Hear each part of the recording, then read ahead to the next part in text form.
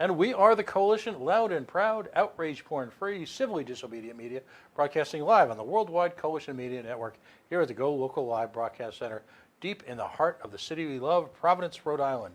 The naked city, the city of, well, about 345,000 stories. Tonight we're not talking about Providence, though.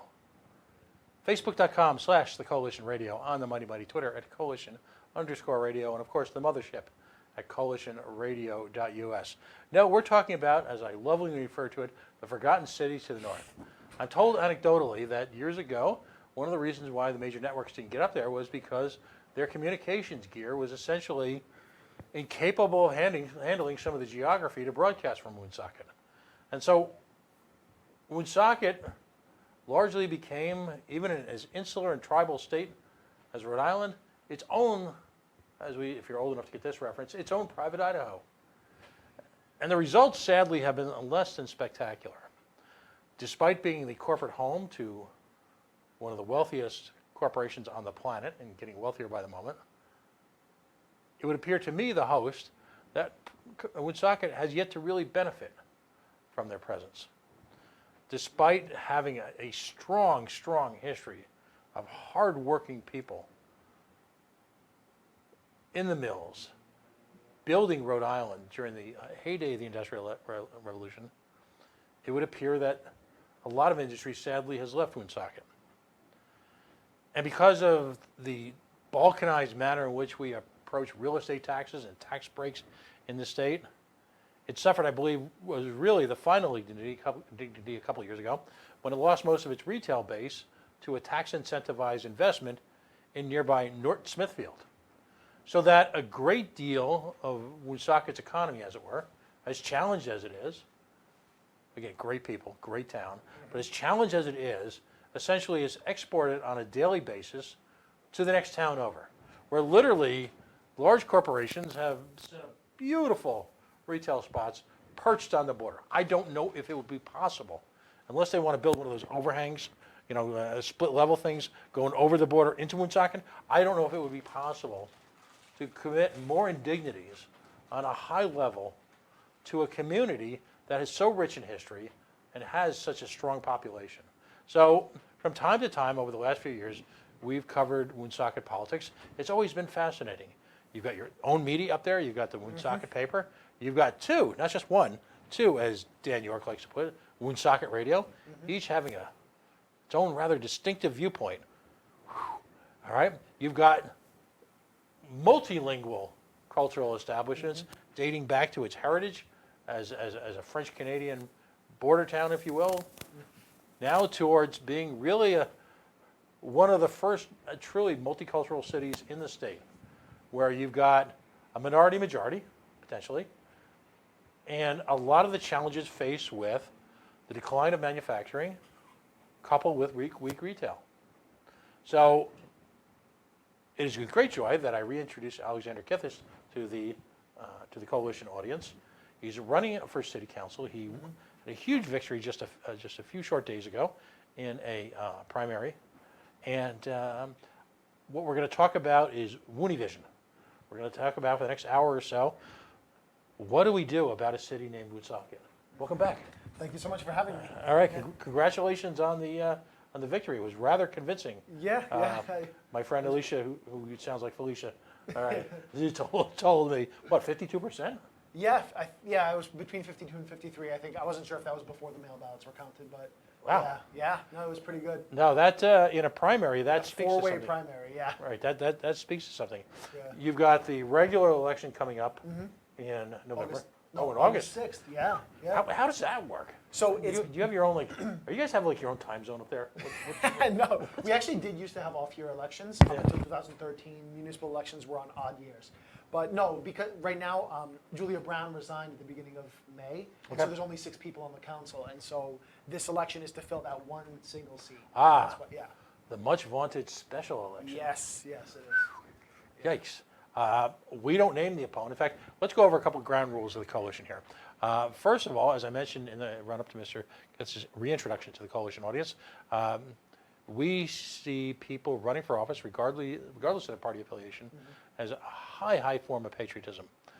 And so we obviously encourage it. We encourage folks who are independent. A couple of rules. We don't handicap elections here. I'm not interested in your fundraising.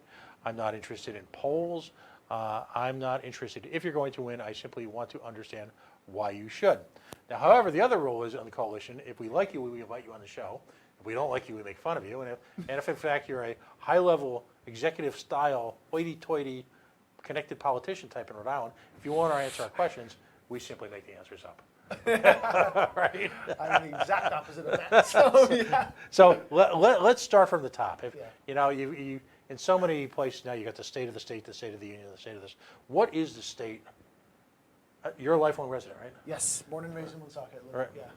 What is the state of Woonsocket, Rhode Island right now? So yeah, that's the talk on everybody's mind there, and I think, or the talk on everybody's tongue there rather, and the situation there is like you alluded to before, that the mills of the mid-century of the 20th century and really kind of into the 70s, 80s, they're gone now, Right. and that industry is gone, and then more recently we've lost, like you said, we've lost other forms of commerce, retail, and so what Woonsocket has right now is this really awful form of economic and cultural depression, where there is not very much produced in Woonsocket, and there's not very much, there's not a lot of retail establishments, and yet we have a population of 42,000 according to the census, much larger probably if the census is not as accurate as is being approximated, and so of people who it's very hard to find work in Woonsocket.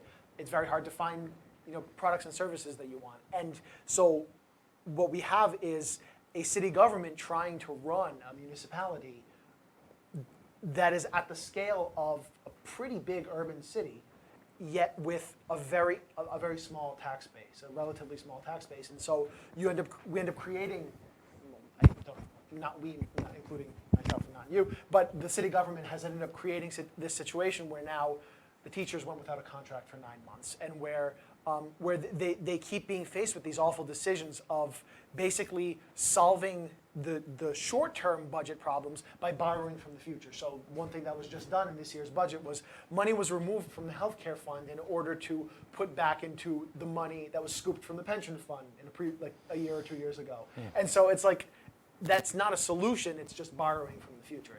And then that's going to be a problem. And so, and I'm not really blaming anybody for that, because the situation we're in is not good. And I mean, I will definitely give it to the current government, that both the mayor and the majority on the council, that they have done what I think is an all right job trimming as much as they can of the budget. But the reality is that we need to develop our economy. We need to find ways to start to rekindle our economy, looking at other cities that have undergone similar struggles as Woonsocket, places like Pawtucket, Worcester, Fall River.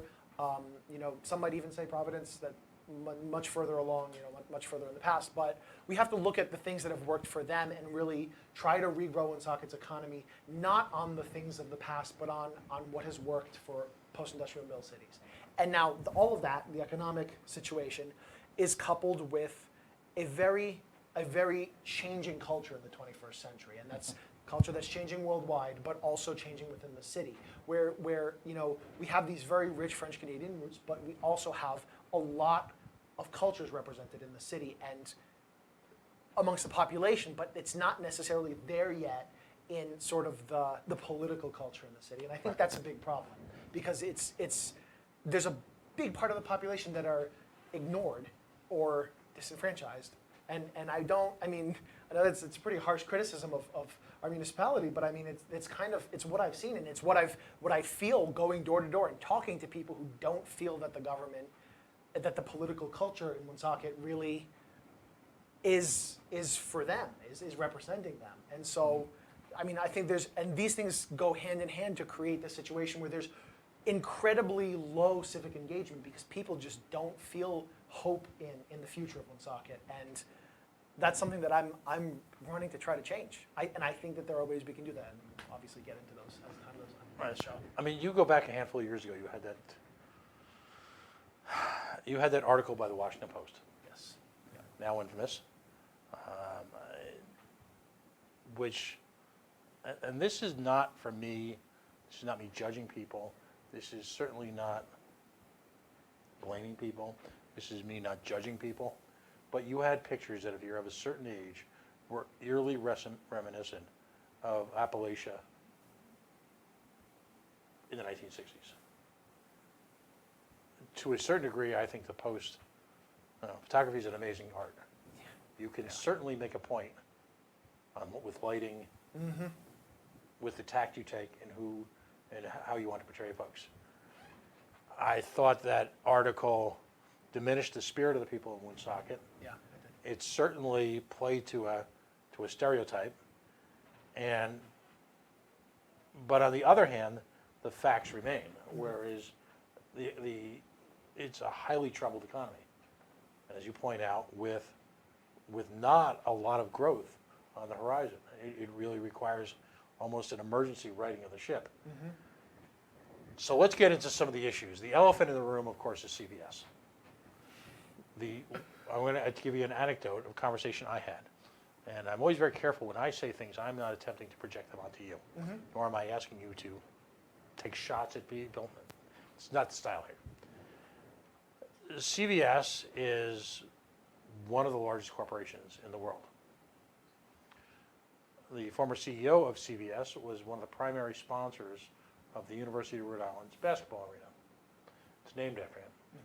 The former president of CVS is also one of the owners of the Pawtucket Red Sox. And as Kate Nagel and the erstwhile crew here at Go Local Proud did some research and pointed out, and it was a magical moment, a member of the 10th wealthiest sports ownership group on the planet. So CVS has been awfully good to an awful lot of people. I happen to run into someone who works for a vendor to CVS, and if you're like me and you're kind of probably too well traveled, and you've been to Bentonville, Arkansas, which is the home of Walmart, that's a company town, and there's even a town in Indiana which is the center. Don't ask why I know this. It's the center of the RV industry, the center of, and there's an RV Hall of Fame there. There's the center of the box truck business. There are sprinkled throughout the country are these cities which are essentially company towns in the new millennium. Some of these towns have benefited greatly from them, if for no other reason than the constant influx of money of people traveling into town, taking advantage of restaurants, hotels.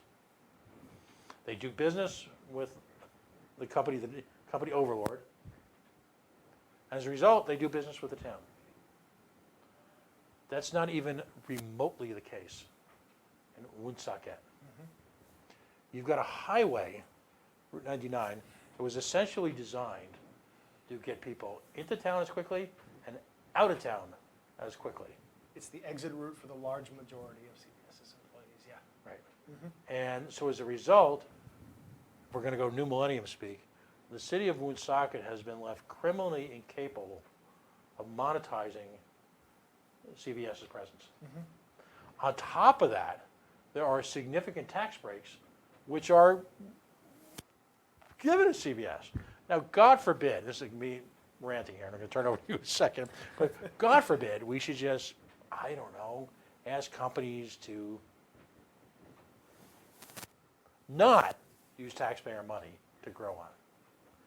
And to his eternal credit, Lincoln Chafee, a few years back when he was governor, attempted to roll some of those back at the state level.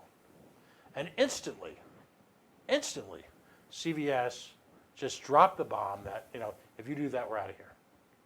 Now, the amount of money that they pay in taxes, and shame on me for not having it at my fingertips, maybe that's something you can check out for me, because I tried to find it, it's a little murky, intentionally. To my understanding, it's between $1 and $2 million in a payment in lieu of taxation program. And yeah. All right.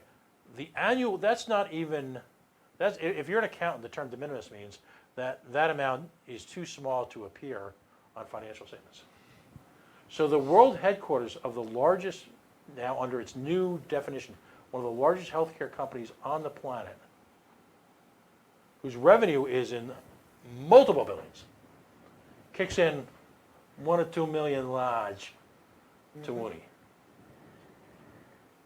For the love of God. And on top of that, by the way, does nothing. I don't know, use some of their largesse to help build a couple of hotels downtown on Social, where you've got abandoned buildings right in the heart of town. Build a couple of hotels. Do right by a community. Again, as a libertarian, you don't have to, but it sure as hell would be the nice thing to do. Build a couple of hotels, so all of a sudden people are staying in downtown Woonsocket, which would allow all these wonderful restaurant opportunities for people. I mean, people travel to Providence. I'm almost done here, I promise. People travel to Providence, and I get to know a lot of people who travel into Providence for a variety of reasons. And they come into town, and the first thing they do is, and I'm talking not just at Wells Ave, they go to Chalkstone, they go to Broad, they go to Ivy Street on the not so fashionable side of the east side, because they're all yelping their way through the great unknown restaurants of America. Let's give those people that opportunity to do that in Woonsocket. Yep. And then that money stays in town. And job opportunities are created for people to work in town. And management positions are created within these variety of organizations. Am I nuts? No, not at all. Not at all. And I mean, and that's, I think, specifically citing the restaurant scene there, I mean, like, there are a lot of really good restaurants in Woonsocket, and they are under-traveled. And I think that's, I mean, there's the very complex economic and political issues that have led to this, but I mean, I think, you're absolutely right that, like, and this touches on a lot of different issues, because I think if Woonsocket, one, did a better job of marketing ourselves, not letting the rest of the state people who don't go to Woonsocket define us, I think that's a big problem, because Woonsocket is actually a really, really great town, city.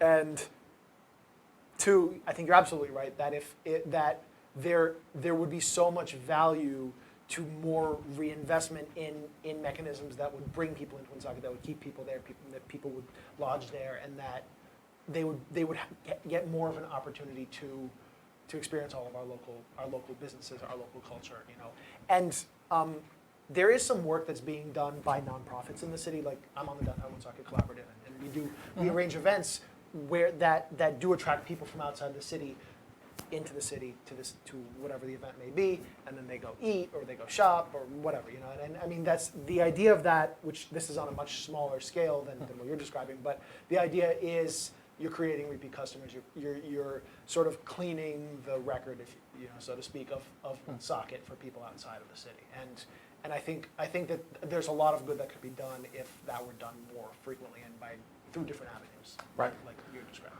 Right, and because ultimately this state has become so focused on its urban core, and by that I mean Providence, Pawtucket, Cranston, Warwick, that we forget about the incredible ATM that Aquidneck Island is. We forget about the challenges towns like Woonsocket, and to a certain degree Providence face, who have largely, and this, again, I want to be careful here, this is not a shot at anybody, but with all the financial activity that's been generated, has largely been left behind.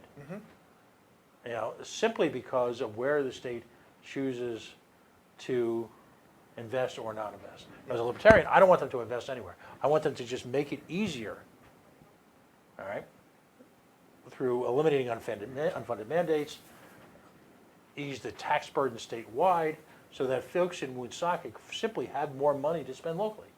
Because people from Woonsocket don't really like to leave Woonsocket, do they? And I say that with love. I mean, I live in Cumberland, and I'll be blunt. Cumberland has no soul.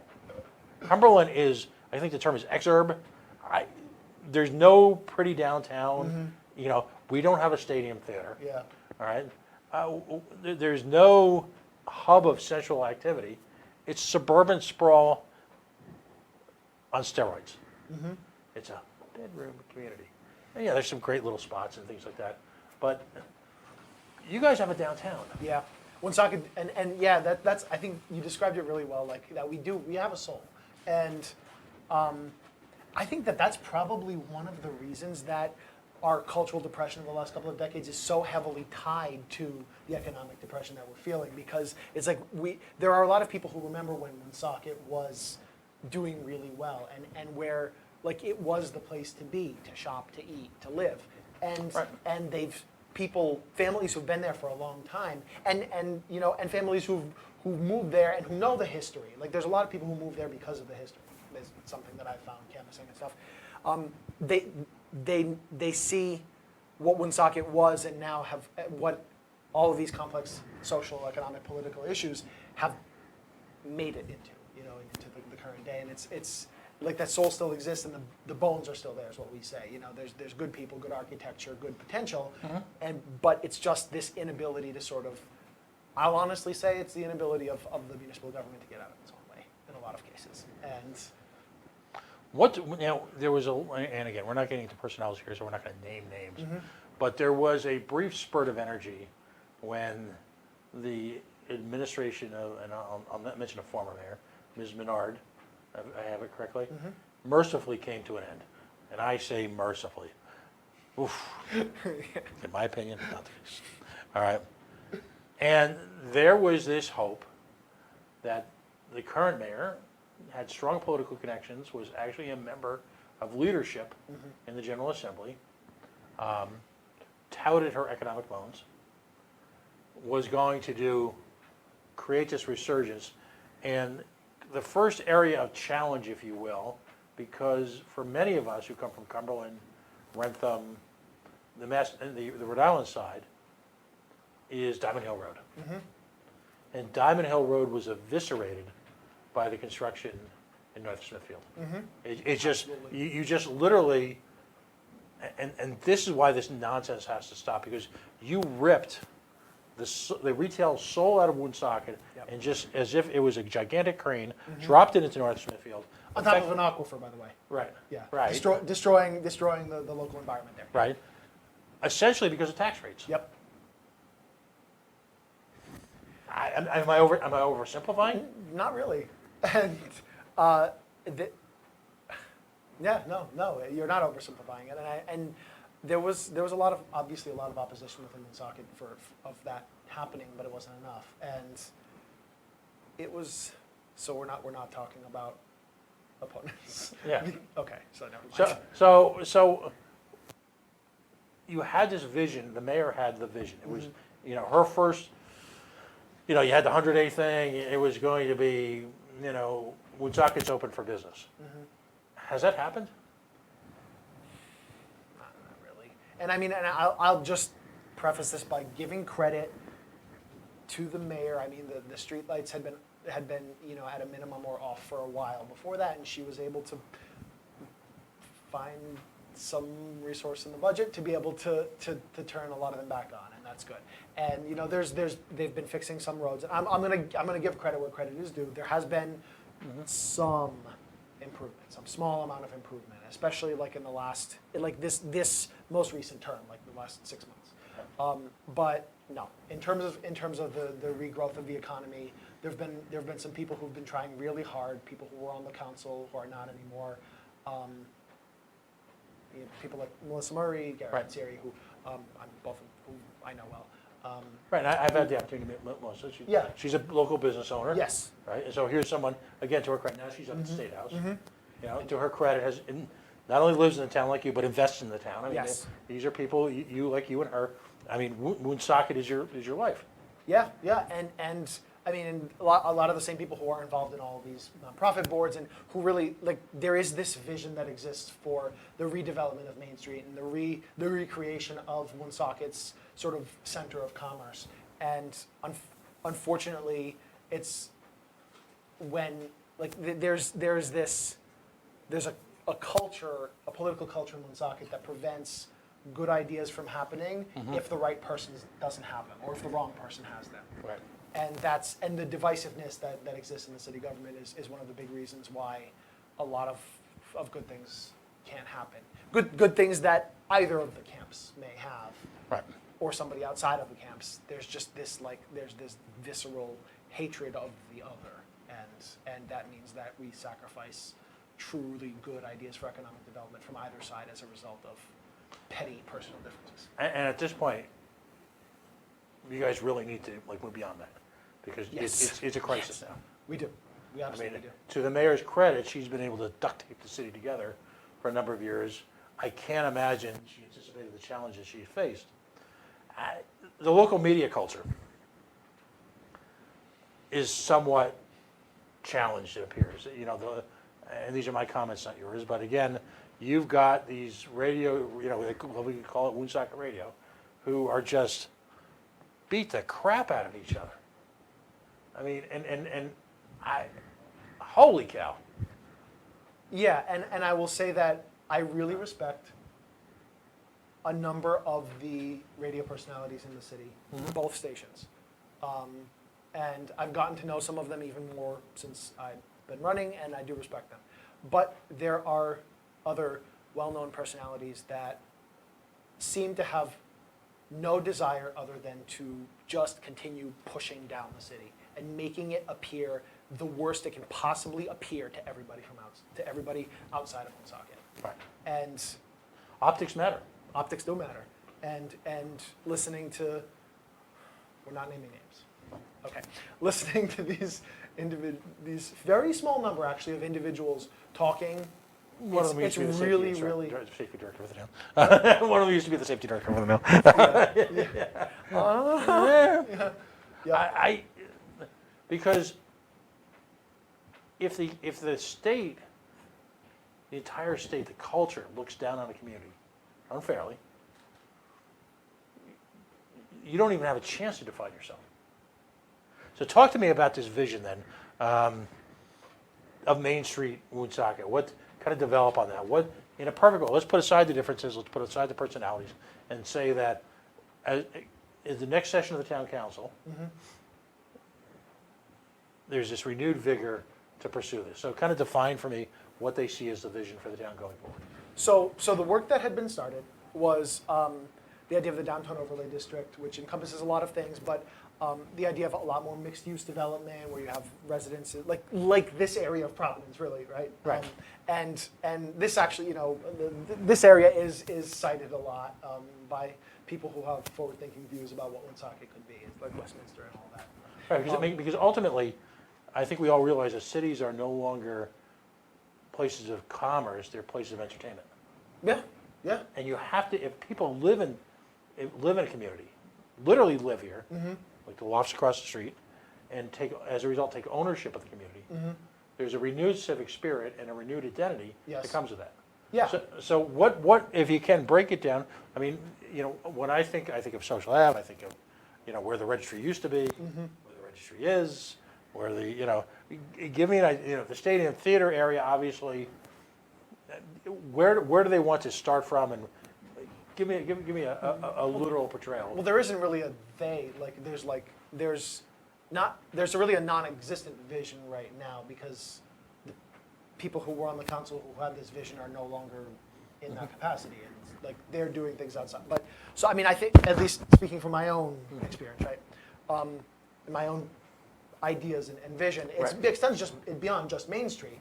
But I mean, the idea is that there's a lot of red tape in the city where it doesn't need to be, that makes it hard for people to local entrepreneurs to open up small businesses. And so I think doing a better job of streamlining the process, especially through the planning board, you know, we need to have a lot less politicking there.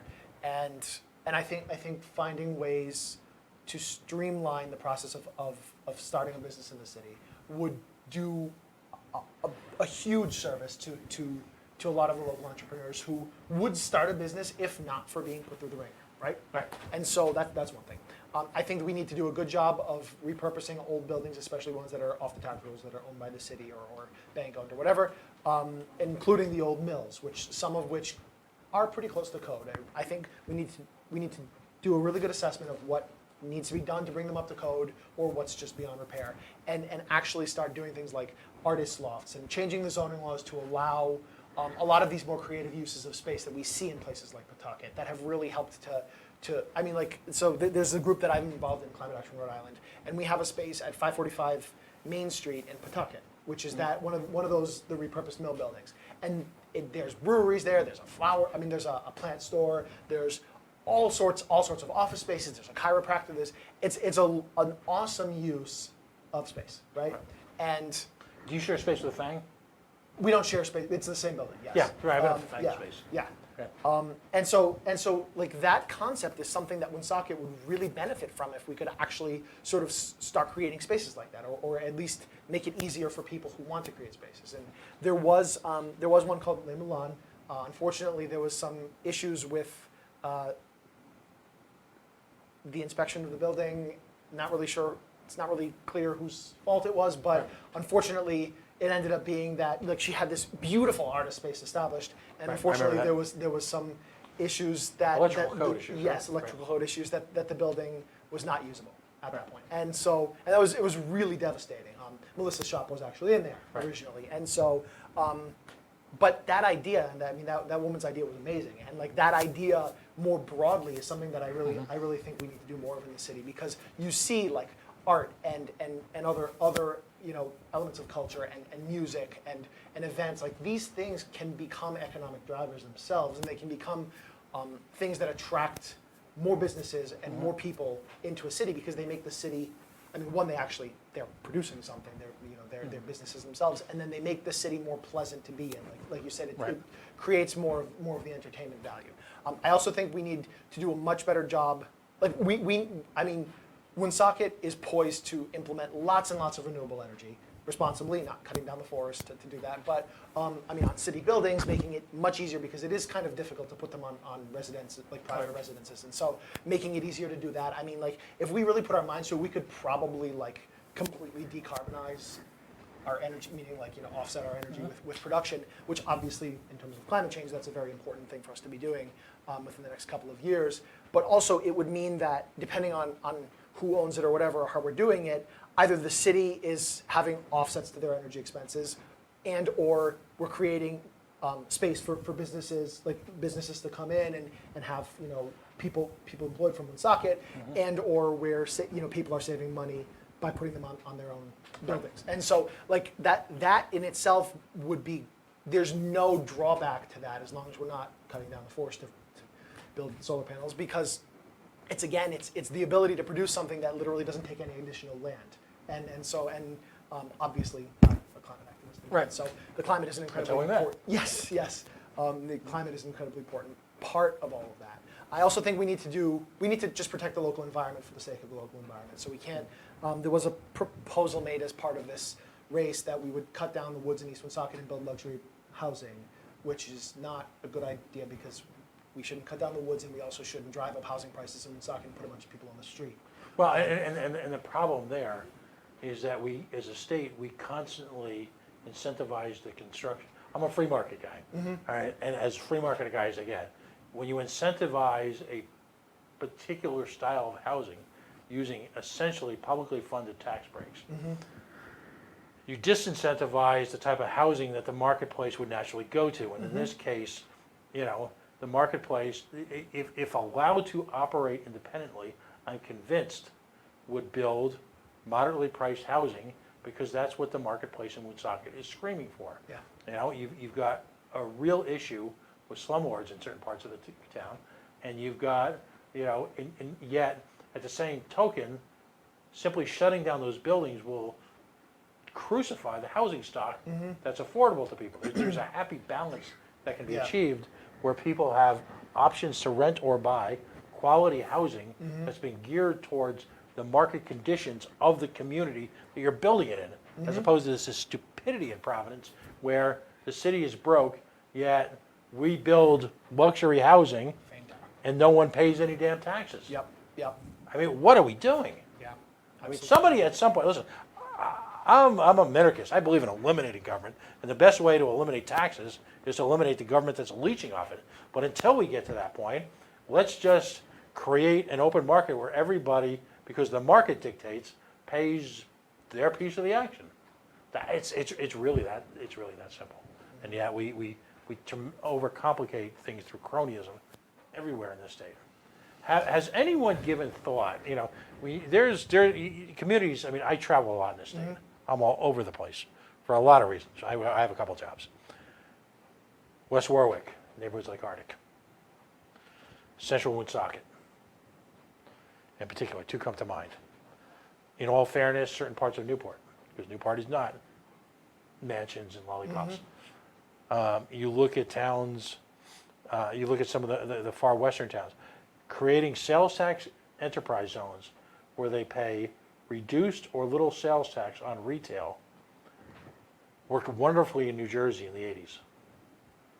Cities like Elizabeth, which were a Woonsocket for the times. You know? Eliminating taxes accomplishes a couple of things. There's just more money around for people to spend. And you bring people into communities, businesses of all types, not just the select few by our governor, not just the Friends of the Commerce Corp, but you attract businesses of all types. If you were to take Woonsocket and Arctic, certain parts of Pawtucket and CF, lower Cumberland, these are just in a broad street in the deepest heart of South Providence, and simply eliminate the sales tax on restaurants. So that there's some state preemption to that. So that would have to be something like where the city is recompensating those businesses for the net amount of sales taxes, right? Well, I mean, I want to keep it simple. Okay. Have Ms. Melissa go up there and say, all right, we want to create a law that says these neighborhoods don't have to pay. I mean, Buddy Cianci did it with the Artist District, where there was an entire part of town where you bought art, you didn't have to pay sales tax. Now, obviously, that requires a state legislature. Yeah, but isn't that paying less taxes for everybody in the area, not just a connected few, but less tax for everybody, eliminating the minimum tax, so that small businesses don't have to come up with $400 or $500 right off the bat, just simply to simply to be legal. Isn't that the way to create a thriving market in a city like Woonsocket, and give it some of the, give it a fairer standing with Norton Smithfield? I mean, wouldn't it be fun to see some of the businesses in Norton Smithfield move back? Yeah. I mean, that certainly seems like something to look into. Yeah. You're looking to sponsor organic investment in a community. Not, in the case of CVS, pay essentially someone to just land and operate nearly scot-free. I mean, let's look at that number again. A couple $1 million for a sophisticated retail merchandising environment in terms of warehouses, corporate headquarters, and I don't know if there's a number of assessed on it, but I mean, how many people from Mooney work at CVS? It's a pretty small number. I don't know off the top of my head, but it's, Right. Yeah. It's probably more people working at the small percentage. Right. Up there. There's probably more people working at the local CVS than there are working at CVS. I mean, and that's like I have a sort of philosophical problem with the idea of a pilot program in general in like tax stabilization agreements, because it's doing a disservice to the local businesses, because it's like, well, so they don't deserve to have, I mean, you either find ways to lower taxes for all property taxes for businesses, or you don't discriminate against the small locally owned businesses who employ 10 people or 20 people, because like I don't want to get too much into this because I was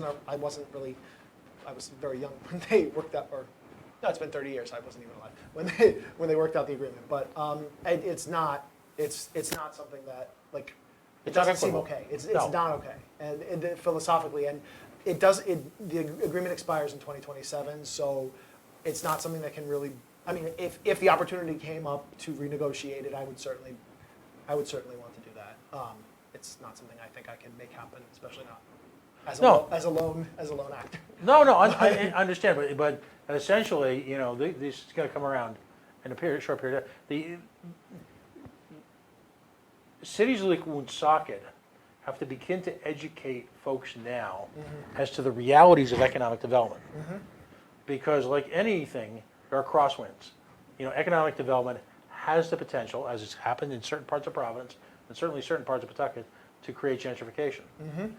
Yeah. Right. Yeah. So, and the problem is a lot of folks want to use rent control or an issue like that to control that, which is the worst thing you can do, because you crucify and eviscerate is the term that clickbait tries to use, eviscerate, all right, the housing market, because Again, you've got to give landlords an opportunity to make a profit. Rent control kills that. Rent control killed the New York City apartment market for a generation. But on the same token, things are so bad right now that if you continue to give tax advantages to the few, my opposition to the Pawtucket Red Sox Stadium, I believe, was a principled one. And it was simply, if for towns in the Blackstone Valley,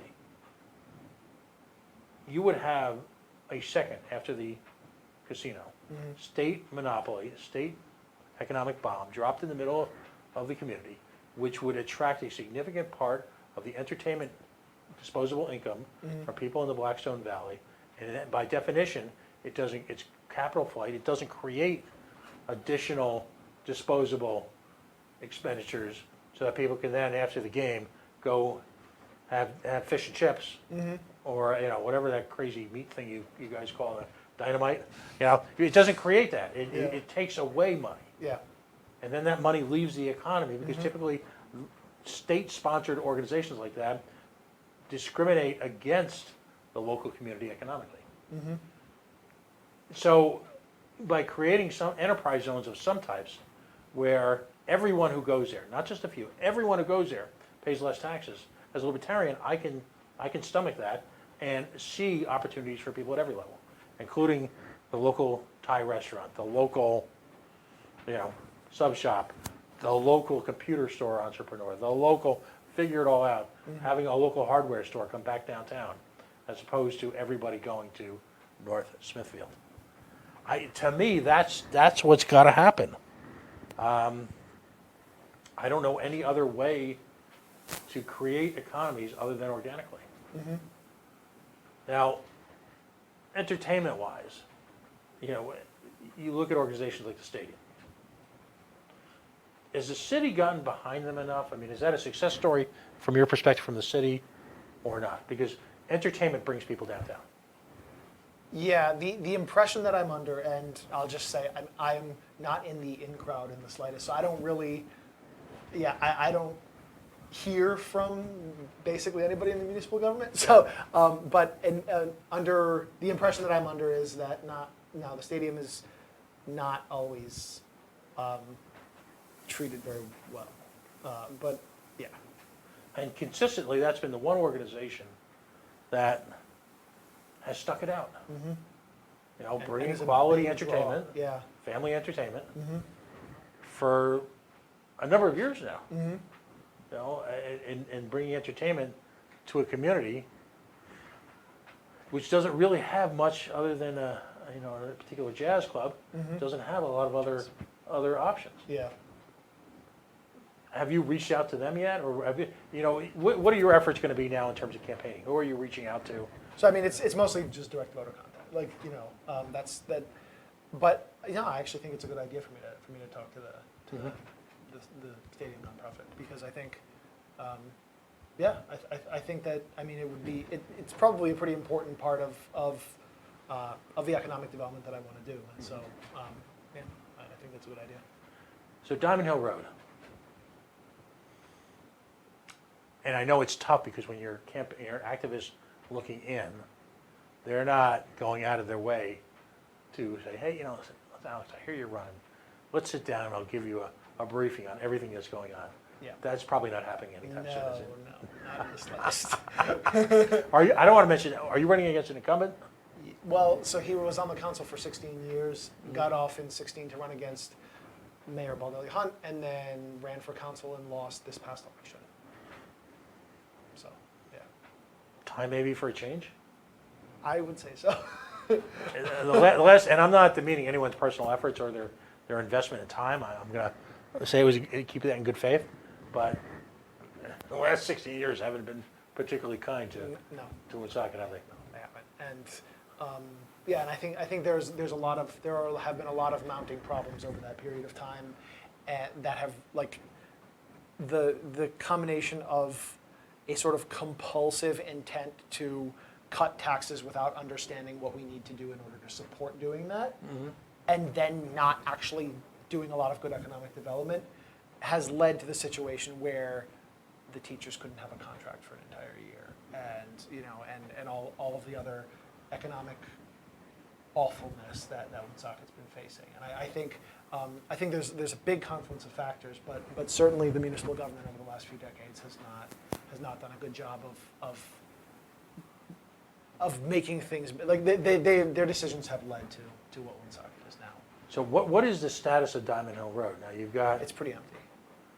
and our local, the folks who own those malls, are they aggressively trying to get tenants, or is it just kind of a steady state of failure right now? It seems like a steady state of failure. That's sort of the situation.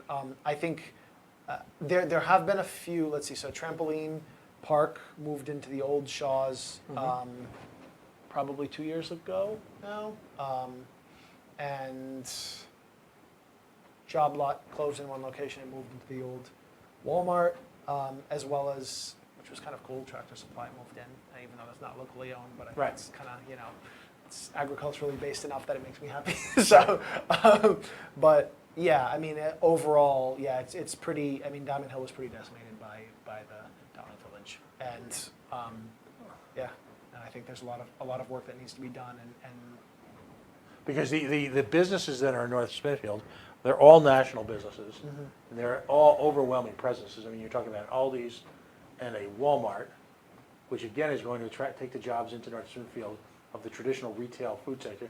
I mean, I hope I'm not overstating it. I don't mean this to demean Woonsocket, but Woonsocket is a food desert. oh yeah, I think Largely. I heard there's the literal definition of a food desert, which has something to do with a certain, like having to walk a certain distance in order to get a complete diet. I don't know the exact, but Woonsocket is the site of a very large percentage of the food deserts in the state. Right. And meaning area locales where you can't walk and get a complete diet. And I mean, having grown up in the city, I just kind of viewed that as normal. But I mean, we had one grocery store, Shaw's, which closed a few years ago. Maybe more than a few years ago. Yeah, it's been a few years. Yeah, it's probably 5 or 6 years. And yeah, and I mean, and there's one farmer's market in Woonsocket, which is open for a few hours one day a week, just during the summer. But in reality, it is people, and this actually goes into this concept of health inequity, where people, I mean, Woonsocket has a lot of poverty and poor people, and areas where there's a lot of people of color, there's the tendency for more food deserts in those areas, and that there's the disparity in their access to a healthy diet, and that's a big problem. No, and I don't doubt for a moment that a number of the large food retailers have effectively redlined Woonsocket. Because the next issue, of course, is RIPTA, as we say in Rhode Island.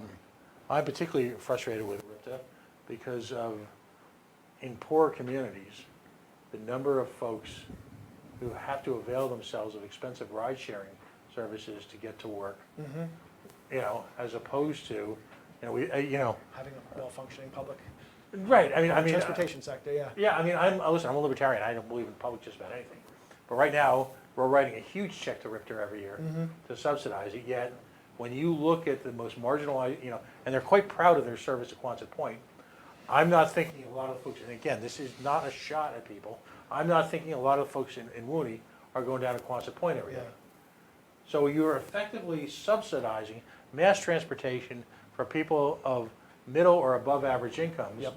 And at the same time, you talk about a food desert, I would call Woonsocket a transportation desert. Yeah, because that's a good way to put it. Yeah. Right, and because ultimately, you've got folks who are, and hard, and again, the term is working poor, not a shot, but you've got folks who are working in home health care, in entry-level healthcare positions, who are making $12 or $13 an hour, if that, and spending 2 hours a day of their salary on simply getting to work. While we subsidize RIPTA. Yeah, I mean, there is a single bus line that goes around Woonsocket, and there's one that goes from Woonsocket to Providence and back, and stops a few other places. It stops a few places along the route in Woonsocket. So Woonsocket's 9 square miles and 42,000 people. Right. And I mean, it's a pretty big disservice to not. I mean, to not be able to just hop on a bus within a 2 minutes walk of it anywhere you are, and that's something it's pretty important to me. I mean, urban planning, more broadly, something that really should be a higher focus of the city government, because making sure that we do find ways for to make Woonsocket more easily walkable, bikeable, and public Well, transportable. right, and you look yeah. at downtown Woonsocket, Yeah. and it has been engineered traffic-wise for people to get through there as quickly as possible. Yep. You know, something, you know, one of the worst things that can ever happen, I'm certainly not educated in it, but I'm an urban geek. You know, parallel parking destroys small towns. The reason why is because there's no traffic on it. Angled parking slows people down and makes them, quite frankly, statistically more likely to stop. Mm-hmm. And if they stop, guess what they're going to do? Eat. Yeah. Well, and I was actually talking to John Berard, the director of Clean Water Action, who lives in Woonsocket, and he was telling me about some research that actually trees on the side of the road accomplish something very similar, and obviously also clean the air. So that's something that I think we really need to look into is planting more trees, because there's a subconscious effect where it does cause people to drive more slowly, and maybe these two effects combined would really do a better job of making Woonsocket a more of a sort of destination traveling area, you know, like where. Well, you need, you know, the walking cities, by definition, create economic activity. Mm-hmm. As someone who doesn't live in Woonsocket, but, you know, in anticipation of you and I spending quality time together, I've been there a bunch of times lately, just a couple, you know, during the day, and the entire city of Woonsocket at this point appears engineered to get people in and out as quickly as possible without any danger of them spending any real money there. That's a pretty stark way to put it, but yeah. And You know, I also want to bring this to another thing, which is obviously, you know, the climate and the environment are very important to me, Right. As they should be to anybody. But that design also means that the albedo, which is the heat like capacity of the city, is much higher. And so in cities like Woonsocket, as the climate changes, they're going to suffer far worse under heat waves than forested areas or towns where there's a lot more trees, and that's going to be a big problem, because I mean there's a deadly heat wave I think in India last week.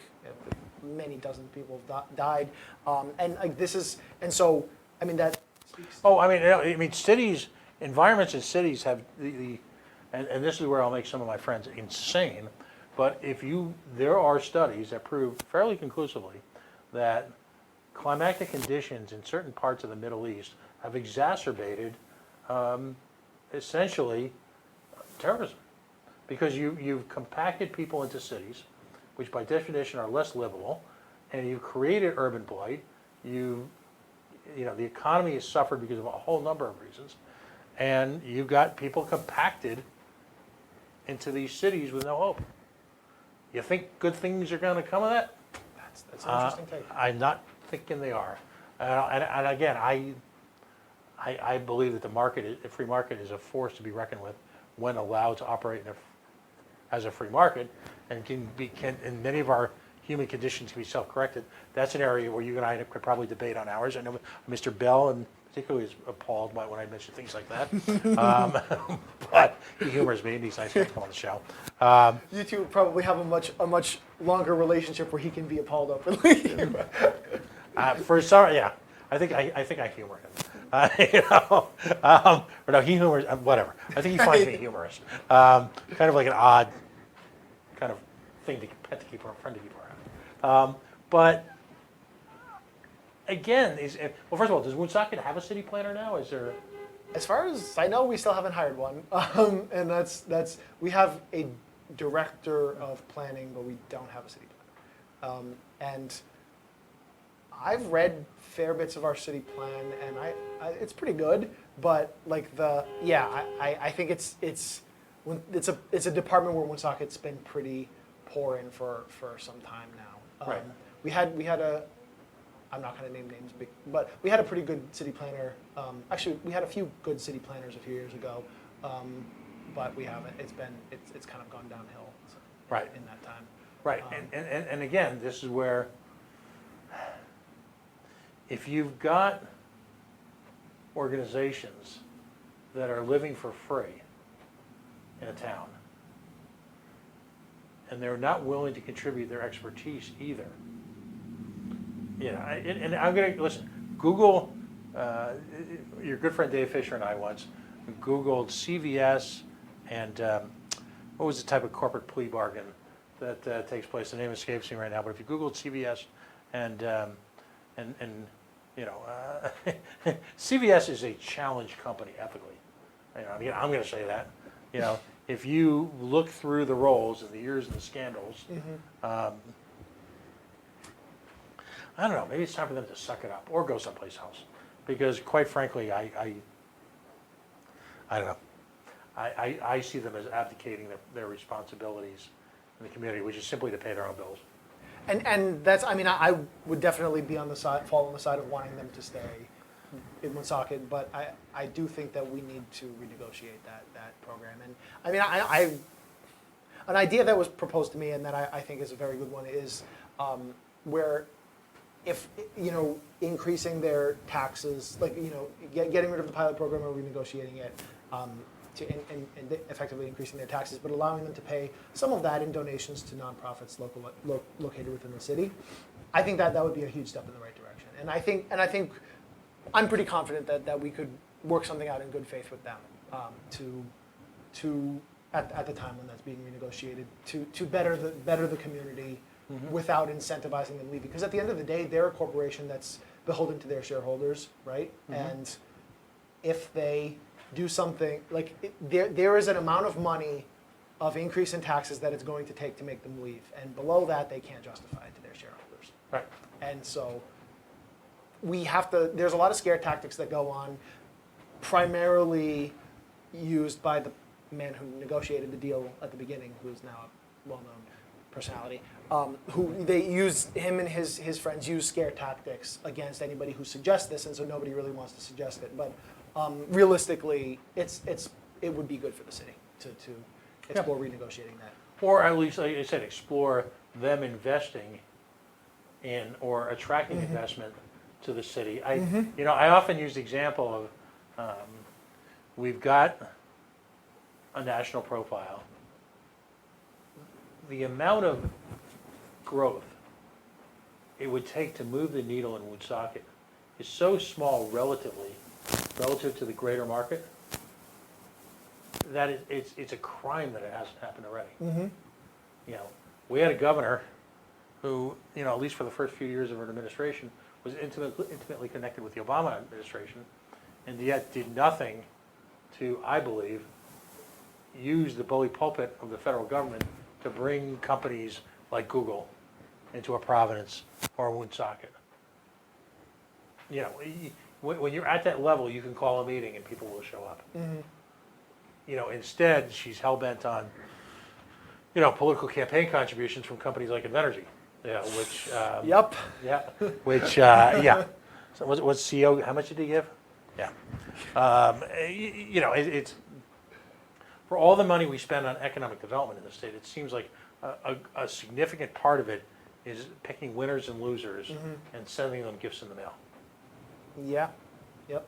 And Woonsocket as a municipality is not really different in that regard. I think it's called the Friends and Family Program, and yeah, that's it's a problem. Right. Now, talk to me about the structure. We got a few minutes left. Talk to me about the structure of Woonsocket. You've got a city council there. Yeah, so we have a 7-member city council. It's entirely at large, which you know, is actually problematic for a couple of reasons, I think, but we don't have to get into that today. Well, no, explain that to me, because I was surprised by that the first time I heard that, you know, 4 or 5 years ago. Yeah. You know, it was changed relatively recently. I don't remember exactly when, but I mean, how do you not have? I mean, the point is to represent neighborhoods. yeah, you'd think so. You know, and so you give a representative of one of the more challenged areas, you know, equal power on the council to advocate for his. You know, I mean, does that create adversity? Yes. Does that create competition? Yes. Okay, it's politics. You know. And so why did they get away from that? Why? I don't know what the reasoning was getting away from it. I mean, I have my ideas, and to be honest, like the existence of an entirely at-large council, especially in a city with such racial diversity and with so much poverty and so a huge majority of the people who are, what was the phrase you used, working poor? Yeah. That, I mean, it's a racist and classist form for, and that's the first time I've said that in a public forum, but it's true. I mean, it's it's not right, because, I mean, what ends up happening is, instead of having representation from around the city, there's just, you know, the same area. And I'm you know, I'm from the area that a big number of the city council is from. My family does not have money. We bought the house, my grandparents bought the house a long time ago, but that area does have money, and it's just basically infighting within that area. Right. Is what we see. Divvying up the spoils. Yeah, and it's not right. Yeah, because, you know, you're going to have conflicting economic interests. That's the definition of a city. Yeah. I mean, Providence, you know, just look outside this window. You've got a downtown section, you've got the Tony East Side, and you've got the severe challenges faced by folks in the south part of the city. You need someone on the south part of the city Yeah. to be, I mean, listen, politics is horse trading. Folks find that disgusting, but, you know, it is. If someone in that community doesn't have any power whatsoever, then of course you're going to disassociate from government. Yeah. I And I mean, you look at the abysmal voter turnout in Woonsocket, and obviously there are a lot of socioeconomic factors that go into that, but deliberate disenfranchisement or deliberate indirect disenfranchisement right. has had to have played a role in that over the last couple of decades, and that's a problem. I'm very bothered by it, and the more doors I knock and the more people I talk to who do feel this deep disenfranchisement, the more problem I have with it. Now, do you self-identify as a progressive? I am not running under a party label. I believe in progressive policies. Okay. What Honestly, I'm not running under a party label, but also I'm called I'm called a lot worse, but you know, I'm called a progressive by people in the city government. So if that's the label they want to give me, fine. Is that being used as sort of a bogeyman? Yeah, but it also doesn't work. Like nobody cares. Right. So I mean, like, you know, whatever. Interesting. How much now? You've got a life beyond this. How much time are you investing right now in terms of the campaign? All of it outside of work. You're living and breathing. Yeah. Knocking doors, going to events, talking to people, learning about people's struggles in the community. That's my entire life other than work right now. And I love it most of the time. And then sometimes listening to the local radio makes me, you know, a little, it hurts a little bit, but what's said about me, but yeah. You're a child of the community, if you will. Yeah. You've lived here your whole life. You've invested untold volunteer hours in the community. Screw them. Yeah, I tend to think that. I mean, you know, it's you know, here the biggest problem in the city is you've got a club that runs things, and you've got to sit. And the problem is that it's not working on any level. No, it's not. Across the board. Yeah. And it's fascinating because, you know, every now and then I get to appear on a show called The Lively Experiment. And Mr. Hummel was filling in this week on WPR, and he pointed out that by the end of the show, someone's so exasperated, and to say, if you don't like it, if you're that upset, why don't you just leave? And I finally said to them, how dare you conflate my frustration with because of your inadequacies, the generational failure that you represent, with some type of loyalty to the community. The very reason I ain't going anywhere is because of you. You know? That's a really great way to put it. I mean, you know, Yeah. the madder you make me, the more I'm staying. Yeah. And again, I've seen a number of people invest a lot of time into challenged communities, whether it be Monica in South Providence or you in Woody, you know, and you start out with environmental issues, and then you see the environmental racism that takes place, and then you see the economic racism that takes place, and it just pisses you off more and more. Yeah. And of course, these folks are going to attempt to diminish your efforts, because if they can diminish your efforts in the eyes of people, they can poke fun at you, make you the object of humor, then they feel they're going to define you. You know what though? I sleep very well at night because I have probably talked to more members of our community than the sum. I'm going to remove Dave Susi from this because I like Dave Susi a lot, and I think he really cares about the community. The rest of the council, the mayor, I spent more time talking to the members of our community than the rest of them combined. that's a completely unfounded claim, but just the point, the exaggeration is the point. But, and I am confident that the things I'm talking about and the things that I think Woonsocket needs to do to really make people's lives better in our community are the things people want. People are on my side, and that showed in the election. And so, if what did you call them? I call them the camps, but you call them if the good old boys clubs don't want to get on board with that, fine. You think the 52% was a wake-up call? I sure as heck hope so. I mean, Yeah. I get the sense they're running a little scared. Yeah, they are. Because, the first cracks in the wall take the longest to occur, but once they do, it's a sight to behold, young man. It's a sight to behold to watch it come crumbling down. So how can people get involved in your campaign? Well, so I mean, so my email address is kithes4woonsocket@gmail.com. My cell phone number is 401-523-5547. You can contact me by either of those. We have a website that's in the process of being created, but it is live now, kithes4woonsocket.com. And we're obviously always fundraising, and we know there's lots of volunteer opportunities because I knock doors basically every day and lots of time on the weekends. But volunteers knocking doors is really, really useful as well in spreading the message. And so anybody who wants to get involved, just shoot me a text or call or email me there. And I have a Facebook page as well. Obviously, it's just, you can go to facebook.com/AlexKithesRI, that's KITHES. Yeah, I shared that with the. Oh yeah, that's right. You shared that in the promotions. And yeah, and I have my Twitter's @AGKithes. My Instagram is @Kithes4woonsocket. I think I don't use Instagram as much as I should, but yeah. Same here. I'm on the social media. No, I guess what I find fascinating is that despite being labeled as a progressive Democrat, your focus clearly is on creating a business environment where people can succeed.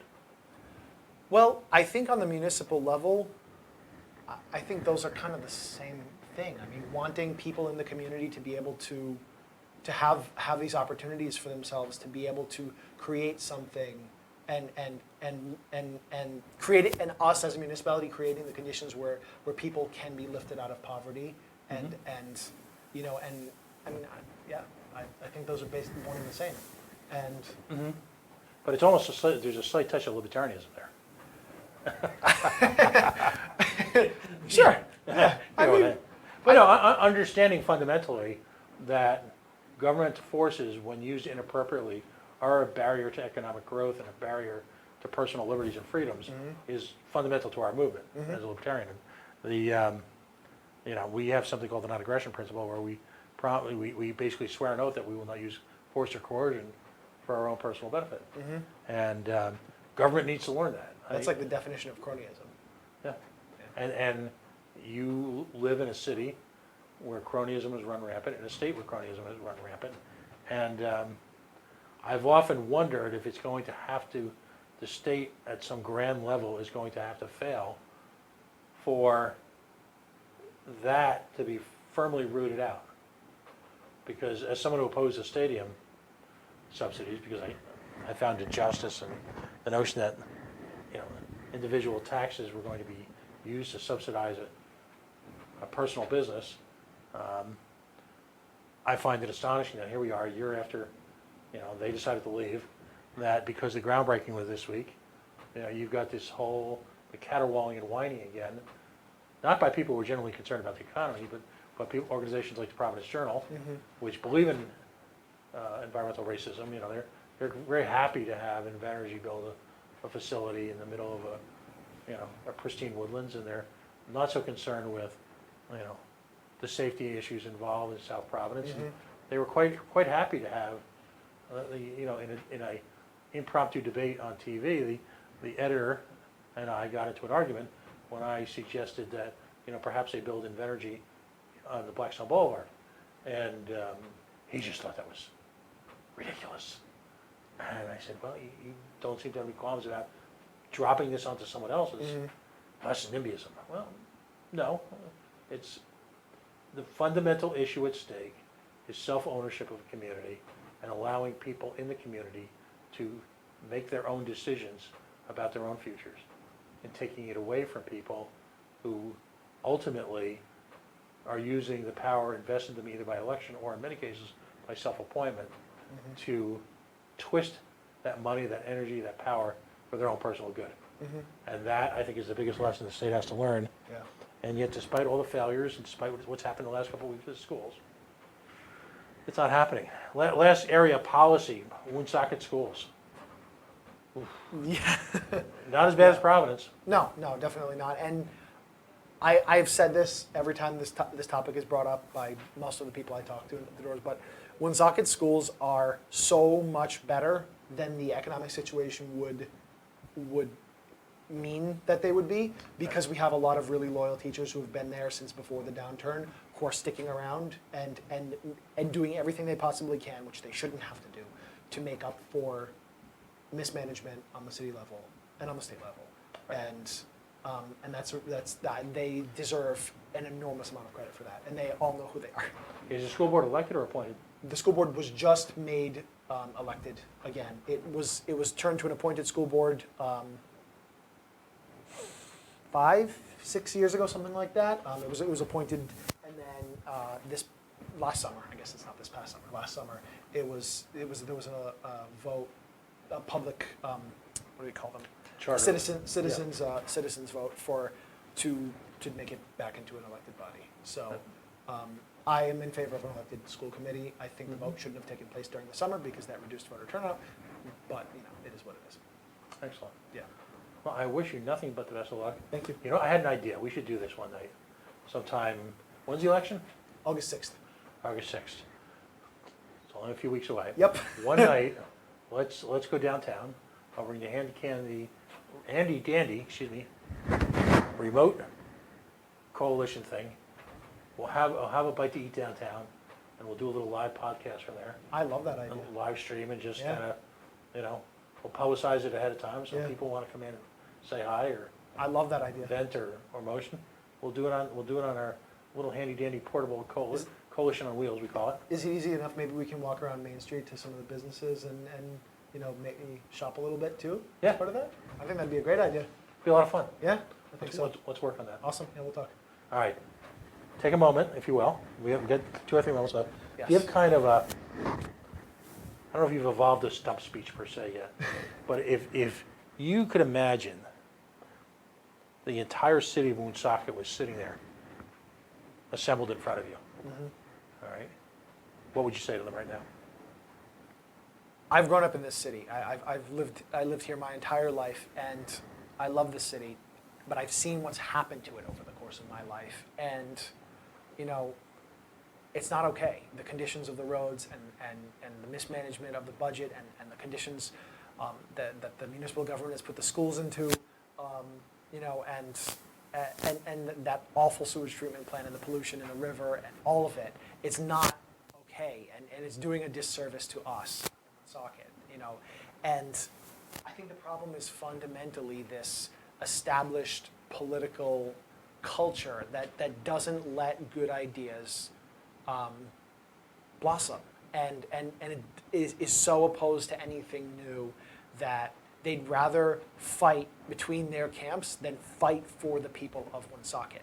And that is something that I am trying to change. And we have to do this because the city is at a precipice right now where we could create an economic upturn on the industries that we've seen Pawtucket and Worcester and Fall River start to regrow their economies on in the arts and investments in enabling renewable energies and culture and public events. We could do so much better for our economy and therefore for the people if we unfreeze the culture and start moving forward as a city together.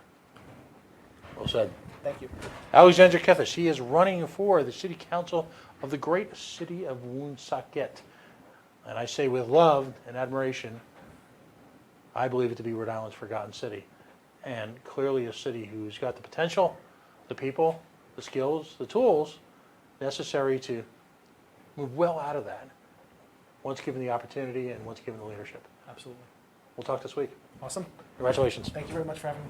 All right, we're going to close it on that. We are the Coalition, loud and proud, outrage porn free, civilly disobedient media broadcasting live on the Worldwide Coalition Network here at the Go Local Live Broadcast Center, deep in the heart of the city we love, La Prave, the naked city, the city of hundreds of thousands of stories. Facebook.com/The Coalition Radio, on the mighty Twitter at Coalition_radio, and of course the mothership at coalitionradio.us. As always, I want to take a moment or two to thank our sponsors, the fine people at YachtClubBottlingWorks.com. Rhode Island's boutique soda. Before they knew they needed a boutique soda, 100 plus year old, despite the best efforts of your Rhode Island state legislature to put them out of business. Listen, it's summertime. You're going to spend enormous amounts of time cooking for friends. And listen, so many people in Rhode Island are such talented cooks. And don't drink the refinery soda. Really? Pure cane sugar as opposed to whatever that other stuff is. Natural flavors, the best root beer on the planet. A couple of new choices, for your dining pleasure. Yacht Club Bottlingworks Works. Of course, Air Sciences, mold remediation, biohazard control. Our good friend Daryl Gould, who joined us this night, he's an activist as well. Working out of the Bristol Warren area, but servicing schools, individuals, companies, homes across Rhode Island, Massachusetts, and Connecticut, and even points further north. And of course, Beacon Shipping and Logistics. Beacon Shipping Logistics, 1-855-3-SHIP-IT. Imagine, if you are coming up to that time where maybe you got to get a car out to USC, or maybe you got to get a car down to Florida, or maybe the parents are starting to talk about coming back to New England, whatever. Imagine, if you will, an international automobile shipping company with a presence right here in Little Rhodey, insured, professionally managed. They're used by car dealers across the country. Used of all three of these companies. They're willing to support independent media like this. They deserve your support. And of course, we do have sponsorship opportunities here. You notice we are commercial free. 3 hours of third rail political issues, uninterrupted by commercials, with people who are thought leaders both locally, as you saw tonight, literally from around the globe. Folks, our hashtag here is Take It Personally. All four of our guests actually technically tonight, take it very, very personally.